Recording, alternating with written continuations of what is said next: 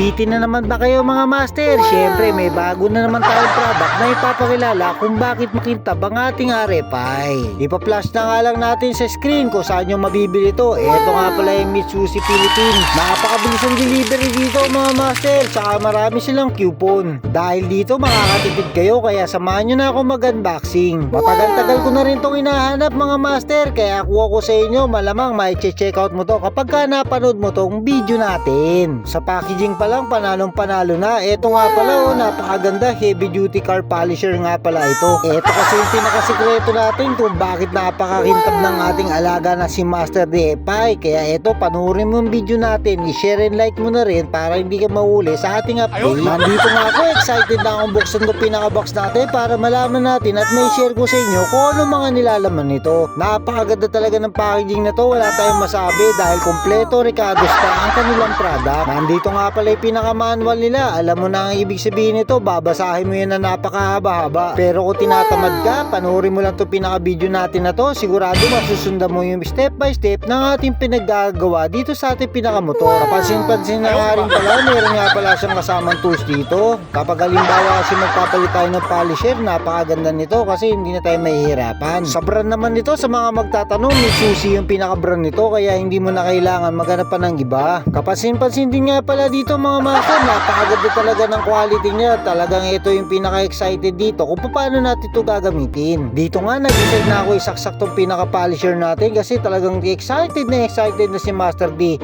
Kita nyo naman mga master, talagang napakaganda ng ikot niya. May kasama na nga pala siyang handle, napakadali lang naman niya ikabit. Iroroskas lang natin dito kasi napaka-importante nito kasi kapag nagbabaping tayo, ito lang masasabi ko sa inyo, minsan pumapalag yan.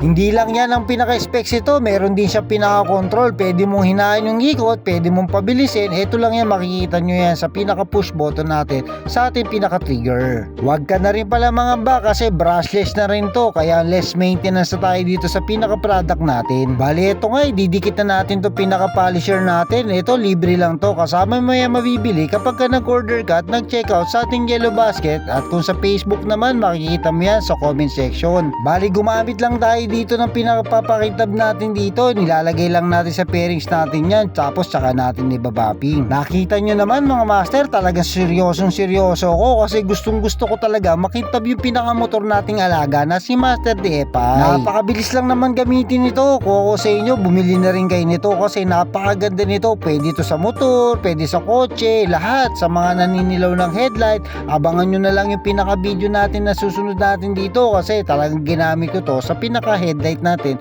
na naninilaw. Syempre mapapanood mo yan kung nakapalo ka sa akin. Syempre dapat updated ka para malaman mo kung paano natin napalinis ang pinaka-headlight ng ating pinaka-kotse. Pero maiba muna ako kasi ito nga muna ang tinitira natin, ito pinaka-motor natin na si Master DFI. Kung mapapansin ninyo, nagiging shiny na siya dahil napakadaling gamitin lang talaga ng pinaka-tools na to. Lahat mapapakinabangan mo dito kapag ka meron ka nito. Sa panahon kasi ngayon, napakamahal na magpabaping ng motor, kaya eto magdi-DIY na lang tayo. Minsan kasi yung ibabayad natin doon, pambili na lang natin ng pyesa. Dito nga matatapos na ako pakintabin at ibaping yung pinakabuong motor natin, kaya kuko sa'yo, napakaganda nitong product na to. Huwag mo ikalimutan na i-like and share na ating pinaka-product at i-check out.